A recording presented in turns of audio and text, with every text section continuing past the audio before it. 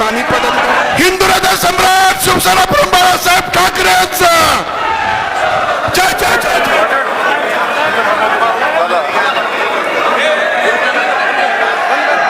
जनसंवाद यात्रेच्या निमित्तानं माझी विनंती आहे तुम्हाला सगळ्याला, आपण शिवसैनिक आहेत, शिवसैनिकांनी शिस्त मोडायची नाही. मला माहिती आहे तुम्हाला दिसना गेलंय, पण थोडं संयमानं घ्या, थोडं दिलाने. संजयजी राऊत साहेब विधान परिषदचे विरोधी पक्ष त्या संस्काराचं तंतोतंत पालन करत साहेब आम्ही ही जनता आणि आम्ही खंबीरपणे साहेब आपल्या पाठीमागं त्या ठिकाणी उभे आहेत. आज आमदार गेले, खासदार गेले, पण साहेब मी एवढंच म्हणेन की उद्धवजी ठाकरे साहेब आम्हाला पुरेसे आहेत, त्याच्यापेक्षा दुप्पट आमदार आणि दुप्पट खासदार आम्ही त्या ठिकाणी आणून दाखवू. सह्याद्रीचा जाणता राजा छत्रपती शिवराय,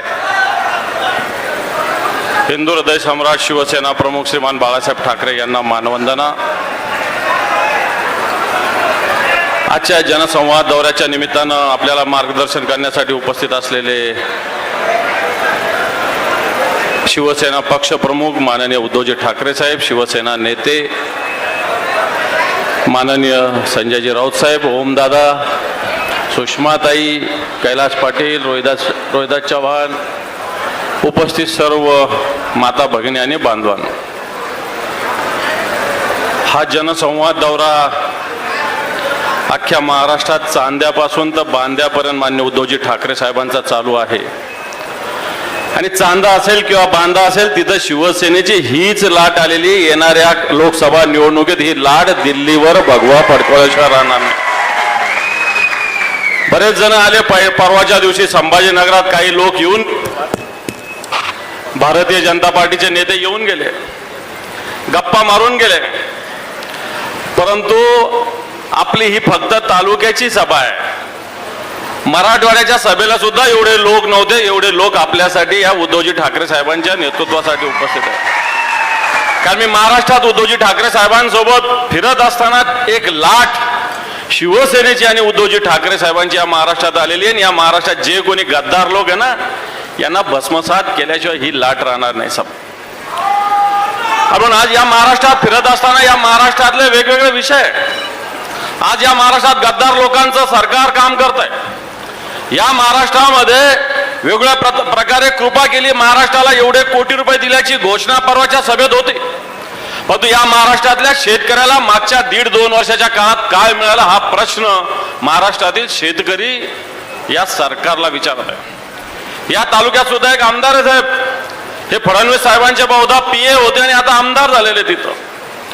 आणि असताना अनेक घोषणा केल्या, अनेक विषय केले, आणि यांनी सांगितलं की जे मातीचे रस्ते ना याचा जनक मी आहे म्हणे.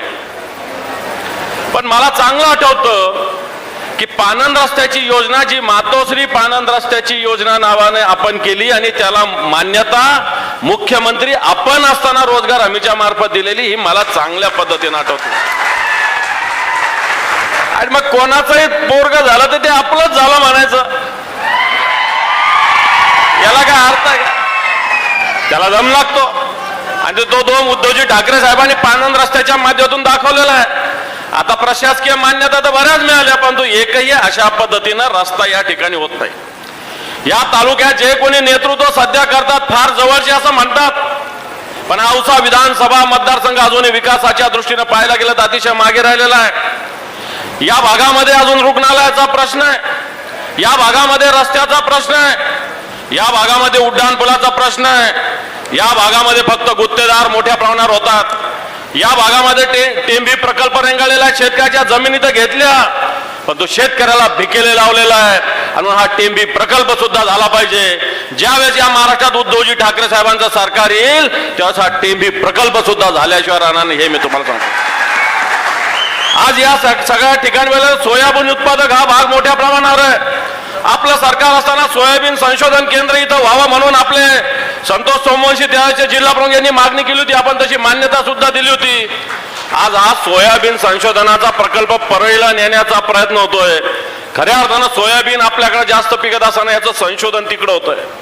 पण या सोयाबीनची स्थिती काय, या प्रकारे कापसाची स्थिती काय, ही जर स्थिती बघितली तर आज या सोयाबीनात सुद्धा जर बघायला गेलं तर निर्यात शुल्क आणि आयात शुल्कामध्ये कमालीच्या पद्धतीनं बेफामपणा हे सरकार करत आहे. या सरकार मोदी सरकार आल्यानंतर शेतकऱ्याचं भलं होईल म्हटलं जात होतं, परंतु आज 4 पट आपल्या पद्धतीनं आयात वाढलेली आहे. निर्यातीवर बंदी आहे, कांद्याच्या निर्यातीवर बंदी आहे. कापसाची निर्यात झाली पाहिजे तर कापूस आयात केला जातो आणि शेतकऱ्याचं धोरण ज्या पद्धतीनं धरसोड धोरण ठेवलं जातंय. आज कापसाचा भाव काय काय कापसाचा भाव काय 5-5.5 हजार कापसाचा भाव आहे. उद्धवजी ठाकरे साहेब मुख्यमंत्री होते 10,000 11,000 रुपये पण कापसाचा भाव गेला होता.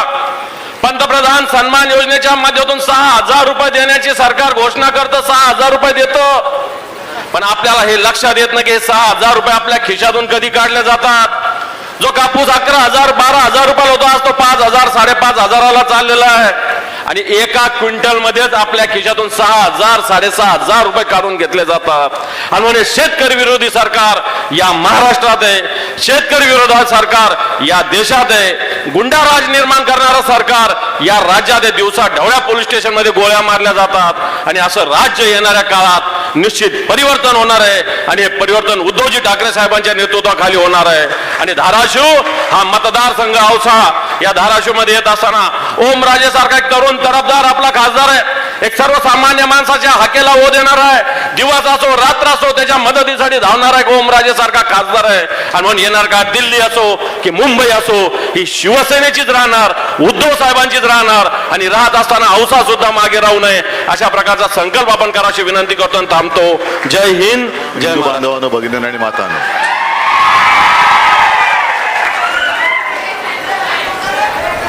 मी आज येताना पेपरमध्ये वाचलं, नाही नको अरे घेऊन जा, की कोणीतरी गद्दारांपैकी एकाने माझ्यावर टीका केली की मी जो का आज फिरतोय कुटुंब संवादासाठी, त्यांनी असं म्हटलं की हे आता मुख्यमंत्री नाही आहेत पण मुख्यमंत्री असल्यासारखेच फिरतायत. पण माझ्या लक्षात आलं मी मुख्यमंत्री नाहीये, कारण मुख्यमंत्र्यांच्या कार्यक्रमाला रिकामे सभा खुर्च्या असतात, माझे मंडप असतील, मैदानं गच्च भरलेली असतात, त्याच्यामुळे मी मुख्यमंत्री नाही हे मला माहिती आहे. 1-2 दिवसापूर्वी मी मावळमध्ये होतो, रायगड, आणि संध्याकाळची सभा होती उरणची. अक्षरशः थंडी वाजत होती आणि त्याच्यानंतर आज इथे आलो तर घामाच्या धारा फुटत आहेत. सांगण्याचा मुद्दा, तुम्ही म्हणाल हे आम्हाला काय सांगताय कौतुक, तर थंडीमध्ये सुद्धा गच्च गर्दी, मैदान गच्च भरलेलं, आणि आज या लाई लाई करणाऱ्या गरमीमध्ये सुद्धा तुम्ही तसेच बसलेला आहात.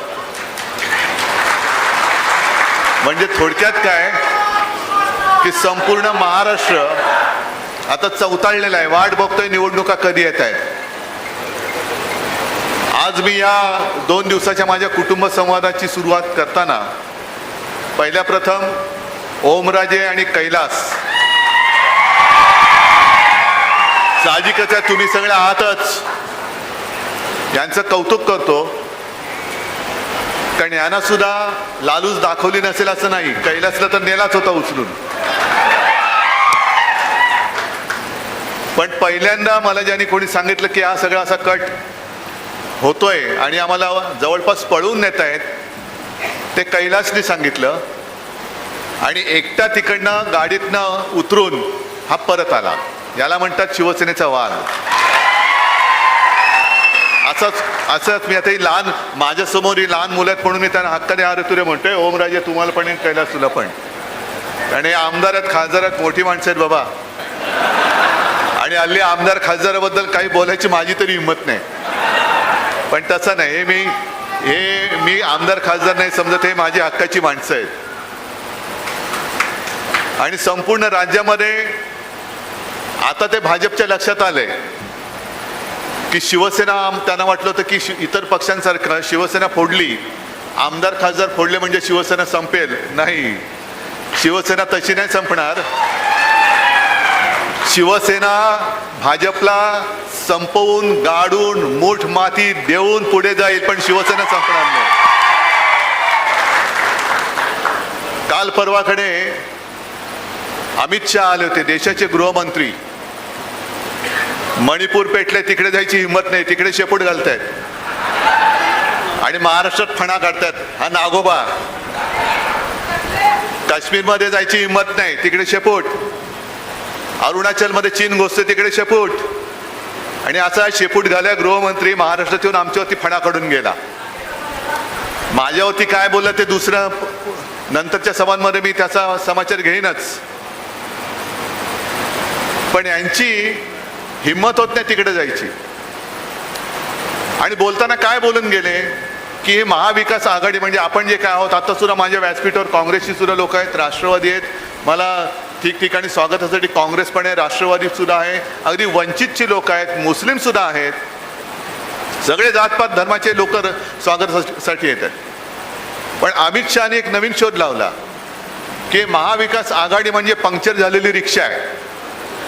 ठीक आहे, आमची तर रिक्षा पंक्चर झाले कारण आमची रिक्षा साध्या माणसाची आहे. पण तुमचं ट्रिपल इंजिनचं जे काय चाललंय, ट्रिपल इंजिन सरकार, त्याला तर भ्रष्टाचाराची चाकं लागले. सगळे भ्रष्टाचारी ते तो का मिळवावा, भाजपा धर्म वाढवावा, असं अमित शहाचं आणि मोदींचं चाललेलं आहे. आणि ओमराजे तुम्ही जे बोललात, त्यांनी आपल्यावरती आरोप केला होता की तुम्ही मोदींचे फोटो लावून जिंकलात. आणि मग ओमराजे तुम्ही चांगली आठवण करून दिली. ज्या वेळेला मोदी नाव कोणाला माहिती नव्हतं तेव्हाही आम्ही धाराशिव जिंकत होतो. मोदी होते म्हणून तुम्ही. मग मी असं जर म्हटलं की शिवसेना प्रमुख होते म्हणून मोदी तुम्हाला दिसत आहेत, आम्हाला काय सांगते मोदींचं कौतुक. आम्हाला आमचे शिवसेना प्रमुख आणि माझे त्यांनी मला सोबत तुम्ही दिलेले कट्टर सगळे जीवाला जीव देणारे मावळे जे आहेत ते पुरेसे आहेत. पण अटल बिहारी वाजपेयी जेव्हा मोदींना कचऱ्याच्या टोपलीत टाकायला निघाले होते तेव्हा संपूर्ण देशात एकमेव हिंदू हृदय सम्राट शिवसेना प्रमुखांनी मोदींना वाचवलं नसतं तर मोदीच दिसले नसते. म्हणजे अशा माणसांनी जो पक्ष स्थापन केला त्या पक्षाच्या शिवसैनिकाला जिंकण्यासाठी मोदींची गरज लागेल असं तुम्हाला वाटतंय? उलटा आता त्यांच्या लक्षात आले भाजपाला की महाराष्ट्रामध्ये मोदींचं राहणं चालूच शकत नाही, खोटा सिक्का आहे. आणि म्हणून त्यांनी शिवसेना चोरली, फोडली आणि बाळासाहेबांचे फोटो लावतायत. मी तर उघड दर सभेत आव्हान देतो, त्या मिंदेला पण देतो आणि भाजपना देतोय. अरे माझे वडील चोरण्यापेक्षा हिंमत असेल तर स्वतःचे वडील आहेत ना, त्यांचे फोटो लावा आणि मतं मिळवा ना. का स्वतःच्या वडिलांवरती आत्मविश्वास नाही एवढा की हे काही देऊ शकतील? मी राजकारणात बोलतोय, राजकारणाबद्दल बोलतोय.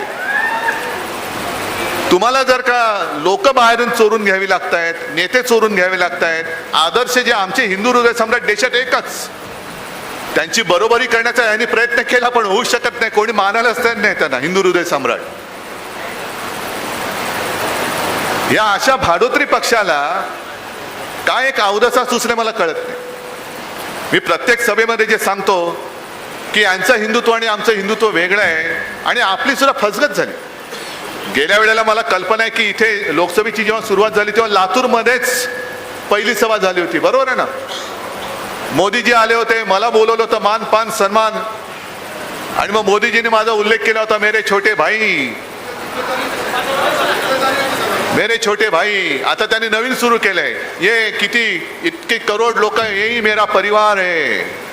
आनंदाची गोष्ट आहे. आता तरी निवडणुकीपुरतं तरी तुम्हाला कळलं की परिवार आहे. पण मी मुख्यमंत्री असताना माझी एक मी घोषवाक्य दिलं होतं करोनापासून वाचण्यासाठी, माझे कुटुंब माझी जबाबदारी. बरोबर ना? मोदीजी तुम्ही अर्धीच गोष्ट दिली, मेरा परिवार. जिम्मेदारी कोण लेने वाला है वो नाही बताया. माझे कुटुंब, पण तुमच्या कुटुंबाची जबाबदारी घेणार कोण? जसं आज सुद्धा मी सांगतोय महाराष्ट्र माझं कुटुंब आहे आणि त्याची जबाबदारी माझ्यावर आहे. मी घेतोय महाराष्ट्राची जबाबदारी. तुम्ही तर 10 वर्ष पंतप्रधान होतात, असंच आता जून मध्ये बोलण्याची वेळ येणार आहे. काँग्रेसने काय केलं, यांनी काय केलं? बरं साधा एक प्रश्न तुम्हाला विचारतो. हे जे आता त्यांनी जे काही तारे लावले तेच रेकॉर्ड, म्हणजे आता तुम्हाला आताच्या पिढीला रेकॉर्ड काय कळणार नाही. आम्ही लहान होतो तेव्हा ते रेकॉर्ड यायची, एक तो HMVचा कुत्रा यायचा, हिज मास्टर्स व्हॉइस, आणि ते रेकॉर्ड यायची, ती रेकॉर्ड अशी फिरायची, जुन्या लोकांना कदाचित माहिती असेल, आणि मग त्याच्यावरती पिन ठेवली जायची. आणि ती पिन कधी कधी अडकायची आणि अडकली का तेच तेच वाक्य परत परत वाजायचं. तसं मोदी शहांची रेकॉर्ड अडकले आता. त्यांनी तेच तेच चालवले. नेहरूने काय केलं, काँग्रेसने काय केलं, काँग्रेसने देश लुटला. मग मी तुम्हाला विचारतोय आणि सगळ्या सभेत जर मी विसरलो नाही तर हा प्रश्न मुद्दामून विचारतो की आता सध्या त्या निवडणूक रोख्यांचा एक घोटाळा बाहेर आला. बरं, ती स्टेट बँक सुद्धा अशी आहे, जर शेतकऱ्यांनी कर्ज घेतलं असेल कुठल्या बँकेनी तर या बँका कशा मागे लागतात, तुमच्या जप्तीच्या नोटिसा लावतात, घरदार सगळं गहाण घेतात, टाकून घेतात, जमीन लिहून घेतात, पत्नीचे दागिने, बैलजोडी काय असेल नसेल ते सगळं. आणि दुर्दैवाने जर का नैसर्गिक आपत्ती आली आणि कर्ज परतफेड करू शकले नाही तर त्याच्या घरावरती जप्तीची नोटीस लावतात. आणि मग जगायचं कसं, गावात माझं काय राहिलं, आता मी तोंड कसं दाखवायचं, म्हणून शेतकरी आत्महत्या करतो. म्हणजे एवढा रेकॉर्ड तुमच्याकडे असतो. साध्या साध्या माणसांचे हजारो लाखो शेतकऱ्यांचे रेकॉर्ड तुमच्याकडे आहेत. वेळेवरती तुमच्या नोटिसा जातात त्याच्या घरावरती जप्तीसाठी. पण निवडणूक रोख्यांमधनं हजारो कोटी रुपये जे भाजपने जमवले, सुप्रीम कोर्टाने जे सांगितलं की या एक किती आज काल 1-2 दिवसामध्ये आता असेल, मुदत संपत आली असेल, की तुम्ही तो तपशील द्या. स्टेट बँकेने निर्लज्जपणाने सांगितलं की आम्हाला तपशील गोळा करायला वेळ लागेल, आम्हाला 3 महिन्याची मुदत वाढून द्या. माझ्या शेतकऱ्याला कर्ज परतफेडीसाठी देता मुदत. मग ते जसे रेकॉर्ड ठेवतात तसे ह्या चोरांचे रेकॉर्ड तुमच्याकडे का नाही आहेत? पण कर्ज रोख्यांच्या माध्यमातून, कर्ज रोखे नाही, निवडणूक रोख्यांच्या माध्यमातून भारतीय जनता पक्षाच्या तिजोरीत किती पैसे आले माहिती आहे तुम्हाला? 6 का 7 हजार कोटी, बरोबर आहे ना? आणि काँग्रेसच्या तिजोरीत किती आले? 600 का 700 कोटी. मग भाजपच्या तिजोरीत 7-8 हजार कोटी आणि काँग्रेसच्या तिजोरीत 700-800 कोटी. देशाला लुटलं कोणी, तुम्ही सांगा? भाजपने लुटलं की काँग्रेसने लुटलं? बरं, काँग्रेसने ते सांगतात 60-65 वर्ष काँग्रेसने देशाला लुटलं आणि काँग्रेसने जे काही केलं नाही 60 वर्षात ते आम्ही करून दाखवलं. बरोबर आहे, कारण काँग्रेसने 60-65 वर्षात 700-800 कोटीच जमवले. तुम्ही 2-5 वर्षामध्ये 6000 कोटी जमवले. जे काँग्रेसने नाही केलं ते तुम्ही करून दाखवलं. पण ही सगळी, मी काय होतं काही वेळेला राग अनावर होतो, कारण जे चाललंय, हा माझा महाराष्ट्र आहे, माझा महाराष्ट्र आहे, आपल्या सगळ्यांचा महाराष्ट्र आहे. या महाराष्ट्र, हा महाराष्ट्र गुजरातमधनं चालवत आहे. आज सुद्धा शेतकऱ्यांच्या काय त्यांच्या मालाला काय भाव नाही, हमी भाव नाही, मुलाला नोकरी मिळत नाही, शेतकऱ्यांची लग्न अडलेत, शहरामध्ये तरुण बेरोजगार आहेत. हे सगळे जे येतात, मोदी येतात, अमित शहा येतात आणि सांगतात आता आपल्याला सामर्थ्यवान भारतासाठी पुन्हा एकदा मोदी सरकार आणायचे. 2047 साली आपला देश जगातला सगळ्यात बलवान देश असेल. बसा ओमला, 2047 सालला किती वर्ष आहेत? अहो 2047 साल तुम्ही तरी बघणार आहात का? कशाला सांगताय 2047 साल? आत्ता काय देतो ते बोल. आज रात्री माझ्या गरीबाच्या घरामध्ये 2 घास खायला अन्न नाही. 2047 घाल तुझ्या उरावरती, त्याच्या ताटात पहिले 2 घास आज दे. आता ज्या आंबारस सांगत होते सोयाबीनला भाव नाही, कापसाला भाव नाही, याला भाव नाही, त्याला भाव नाही. गद्दारांना 50 खोके आणि शेतकऱ्याच्या हातामध्ये काय नाही. बरं, इकडे सुद्धा आपल्या संतोष सोमवंशीनी सोयाबीनसाठी संशोधन केंद्राची मागणी केलीच होती. आम्ही जे विषय सोडवायला मागत होतो ते बाजूला ठेवले. गेल्या 8-10 दिवसापूर्वी जे आपले अर्थसंकल्प त्यांनी मांडला, अंतरिम म्हणजे तात्पुरता, तो सगळा अर्थसंकल्प मी त्या सभागृहात बसून ऐकला म्हणजे ते सांगत होते, सांगताना मी बघितलं त्यांना. आणि माझी जी प्रतिक्रिया दिली की हा सगळा अर्थसंकल्प, हे यांचे सगळे मित्र, सगळे सोयरे आहेत, त्यांच्या तिजोऱ्या भरण्यासाठी आहेत. कॉन्ट्रॅक्टर, हा सगळा जो काय अर्थसंकल्प आहे, इथे हजारो कोटीचं काम, इकडे रस्ता देणार, तिकडे रस्ता देणार, हा रस्ता देणार, तो पूल करणार, हजारो कोटीची कॉन्ट्रॅक्ट. कॉन्ट्रॅक्टर जोमात आणि माझा शेतकरी कोमात, असा अर्थसंकल्प आहे. एक बातम्या ऐकल्यानंतर सुद्धा अशी चीड येते. आता हे जे बसलेत मिंडे तिकडे, घटनाबाह्य मुख्यमंत्री, त्यांनी तर एक आदेशच काढलेला आहे, या मार्च शेवटापर्यंत जाहिरातींसाठी जवळपास 84 का 85 कोटी रुपये त्यांनी मंजूर करून टाकले. 84 का 85 कोटी नुसती उधळपट्टी, यांचे नुसते दाढीवाले फोटो बघायचे आम्ही. मग ते वर्तमानपत्रासाठी काही कोटी, टीव्हीसाठी काही कोटी, बस स्टँडवरती काही कोटी, नुसते जाहिरातबाजी. दिलं काय तुम्हाला? मी जर का तिकडे असतो तर त्या 84 कोटीची जाहिरात करण्यापेक्षा मी माझ्या शेतकऱ्याला त्याच्या हक्काचा भाव दिला असता. काढा 84 कोटीला कितीने भागायचं ते भागा, आणि कमीत कमी किती पैसे शेतकऱ्याला दिले म्हणजे किती शेतकऱ्यांचं एक भलं होऊ शकतं, ते भलं आपल्या महाविकास आघाडी सरकारने नक्की केलं असतं. आम्ही कामं खूप केली, पण जाहिराती नाही करत बसलो. कारण कामं केली ती केली, आणि ती कामं मी जाहीरपणाने विचारतो. आज सुद्धा शेतकरी इकडे आलेत ना? आलेत की नाही आलेत? किती आलेत? आलेत नाही एवढे? मग महाविकास आघाडी सरकारने जे 2 लाखापर्यंत पीक कर्ज माफ केलं होतं, मुक्त केलं होतं, ते तुम्हाला मिळालं होतं की नव्हतं मिळालं? आणि संपूर्ण महाराष्ट्रामध्ये मी विचारतोय, कुठे मी जाहिरात केली? मी कर्ज मुक्त केलं. आता येणार उद्धव सरकार. नाही, माझं सरकार नाही, जनता जनार्दनाचं हे सरकार आहे, शेतकऱ्याचं सरकार आहे. ही जी त्यांच्या डोक्यामध्ये मस्ती घुसलेली आहे, मी म्हणजे मीच, माझ्या पलीकडे कोणी असता कामा नये. मोदी सरकार, मोदी सरकार, एक मोदी सरकार, मोदी सरकार. मोदी सरकार आणलं कोणी? आपणच आणलं होतं, आपणच आणलं होतं. पण अटल बिहारी वाजपेयी जेव्हा पंतप्रधान होते तेव्हा ते सांगायचे की अटल सरकार नव्हतं, ते युतीचं सरकार होतं, युती सरकार होतं. हा जेव्हा मीपणा त्यांच्या डोक्यात घुसलेला आहे, आमच्यावरती तुम्ही घराणेशाहीचे आरोप करता, त्याचाही समाचार मी संध्याकाळी घेईन. पण घराणेशाही तुम्हाला नकोय, पण आम्ही तुमच्या एकाधिकारशाही विरुद्ध आहोत. तुम्ही जे सगळीकडे मी अरे साधी गोष्ट आहे. आज सुद्धा तुम्ही बघितलं, म्हणजे ते मी सांगतोय म्हणून मी नाही केलं, ही माझी पहिल्यापासूनची पद्धत आहे. हा एवढा मोठा हार, हा नुसता मी हार नाही म्हणत, या हारामध्ये तुमच्या भावना असतात.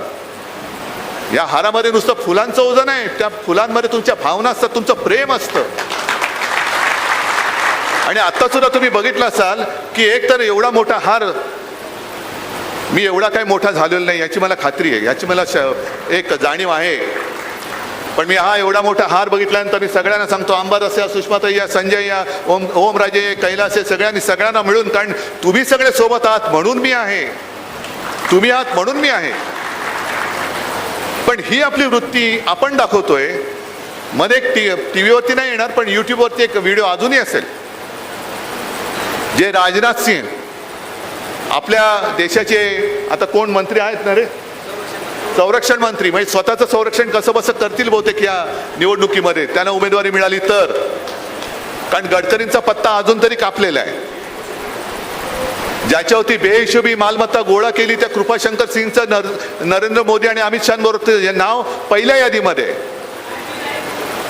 पण गडकरी जे भाजपचे कट्टर कार्यकर्ते, RSSचे कट्टर कार्यकर्ते, आज पहिली यादी जाहीर होऊन 4 दिवस झाले, सगळं सामसूम. गडकरींना सुद्धा तिकीट मिळेल की नाही, राजनाथजींना मिळालं की नाही माहिती नाही, मिळणार आहे की नाही मला माहिती नाही. पण राजनाथ जेव्हा अध्यक्ष होते त्यावेळेला त्यांनी मोदीजींचं नाव पंतप्रधान पदासाठी सुचवलं होतं. आणि मध्ये जो काय मी व्हिडिओ पाहिला, असाच मोठा हार आणला, सगळ्यांना वाटलं, राजनाथला वाटलं आपण पण घुसायचं, म्हणून ते घुसले.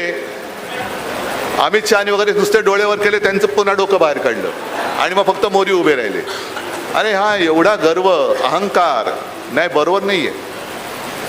जिथे जिथे गर्वाचे घर खाली ज्याला म्हणतो, तसं आज भाजपचं आणि मोदींचं होणार आहे. गर्वाचे घर खाली केलंच पाहिजे. हा गर्व असायला पाहिजे. आम्ही छत्रपती शिवाजी महाराजांचे मावळे आहोत, आम्हाला गर्व आहे. आम्ही महाराष्ट्राचे सुपुत्र आहोत, आम्हाला गर्व आहे. होय, आम्ही हिंदुत्ववादी आहोत, आम्हाला गर्व आहे. पण आम्ही मोदींचे अंधभक्त आहोत, ह्याचा गर्व आम्हाला कदापि होणार नाही. आणि असा गर्व ज्यांच्याकडे आहे त्यांनी त्यांच्या पालख्या व्हाव्या, आम्हाला त्याची शिकायत पडलेली नाही आहे. हा खरा औसा मतदारसंघ मगाशी उल्लेख झाला, ते कोणाला तरी PA साठी, आणि एक खरं आहे, कारण जागा वाटप झाल्यानंतर, कारण हा मतदारसंघ आपल्या दिनकररावने 2 वेळा जिंकला होता ना, आणि हा आपला आहे, आपला मतदारसंघ आहे, आपला मतदारसंघ आहे. गेल्या वेळेला जागा वाटप झालं आणि फडणवीस स्वतः आले. उद्धवजी जरा काय म्हटलं काय झालं नाही, तो कोण तो काय तो, तर तुम्हाला माहिती आहे कोण तो, चक्रव्यूहात फसलाय, बरोबर ना. मग ह्याच्यासाठी म्हटलं कोण हा, नाही हा माझा PA.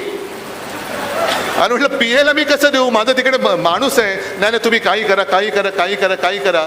ठीक आहे, आपण थोडंसं एक माणुसकी जपणारी माणसं आहोत. तेव्हा मला काय माहिती होते पाठीकडनं वार करणार आहेत, आणि म्हणून मी त्यांना हो म्हटलं. पण आता नाही, आता पाडायचा. आता यावेळेला खासदार तर निवडून आलाच पाहिजे, आणायलाच लागेल. आणि ओमराजे तुमचं मी खरंच कौतुक करतो, कारण तुम्ही नुसते इकडे जसं तुम्ही सांगितलं की रात्री किती वाजेपर्यंत काम करता, तो भाग एक झालाच. हा मतदारसंघासाठी याच्यासाठी लोकांनी तुम्हाला निवडून दिलेला आहे. पण इथले प्रश्न मग ते शेतकऱ्याचे असतील, समाजाचे असतील, तिथे लोकसभेत जाऊन मोदींसमोर बोलायला सुद्धा छाती लागते. ती या वाघाची छाती आहे. कारण आता सगळे जे काही शेपूट घालून पळाले तिकडे, कारण हिंमत नाही ना.